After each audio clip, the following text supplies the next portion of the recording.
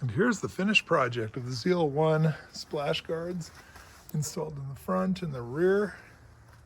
Actually drove it with the fronts on yesterday in the rain, and believe it or not, I think it actually made a difference, which is pretty cool.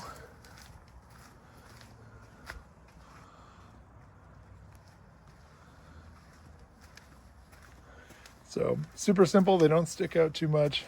The fronts, I gotta admit, were an absolute nightmare to put in, mainly because the three clips I should say, here are all too short in my opinion from the factory, and reusing those just made it absolutely impossible to get these things through the hole and started. There's also a tab in your fender back there that's part of the body, and if that gets bent back by pushing too hard on it, you need to put your hand in there or a tool in there or a finger or something, move the liner out of the way and pull it back forward so you can actually find the hole to put the fastener back through.